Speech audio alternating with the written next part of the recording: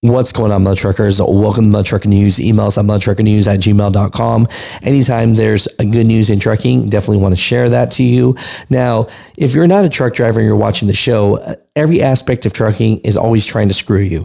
Even if you get to your customer on time, they don't just let you unload. Sometimes they make you wait for hours. In any traditional job, you start getting paid right away. In the trucking industry, you don't. And when you do, it's very minimal. So, team drivers for CRST, we're going to sue them because they're like, look, we're in this truck all day long and we should be getting paid for sleeping in the back. So here's the thing. The federal court rules sleeper berth time beyond 8 hours must be paid, meaning that if you are in a team driving situation after 8 hours in the back, even, you got to get paid. It says here, a federal appeals court in December that company team drivers' time spent in the sleeper berth beyond 8 hours should be paid under the Fair Labor Standards Act.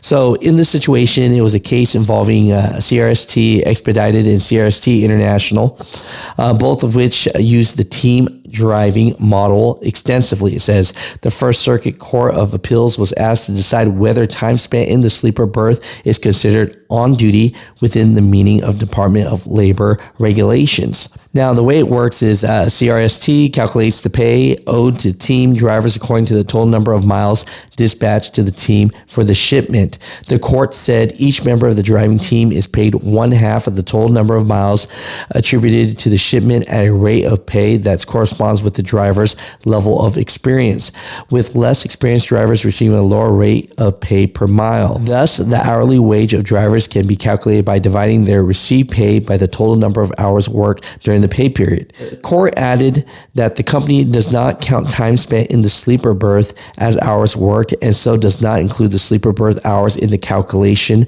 of the driver's hourly wage. He says here, if the sleeper berth time is counted as hours worked, however, CRST's driver receive an hourly wage that falls short of minimum wage under the Fair Labor Standard Act.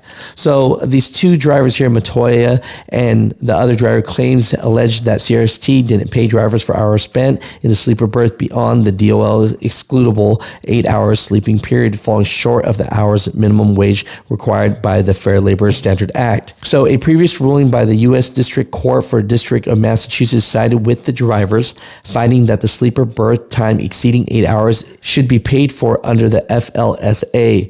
Now, CRST is trying to appeal this because they're saying that while the team driver is in the sleeper berth, that driver can make food, browse the internet, read, watch TV, and sleep. But the truth is, it's a very confined space.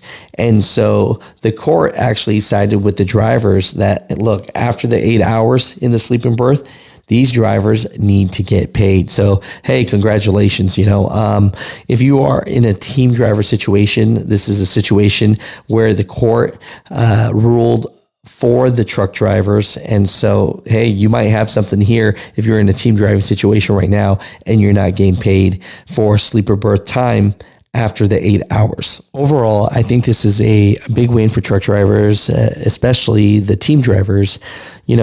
We should be getting paid for certain situations, and I'm glad that the court sided with the drivers. Of course, CRST is appealing this, but what are your thoughts about this? Should drivers in general get paid for everything they do, right? The rest of the world does. Why shouldn't we? Now, Mutha Truckers, comment down below. Let me know, but anytime there's good news where truck drivers actually win something, I want to share it. So I'm glad this happened.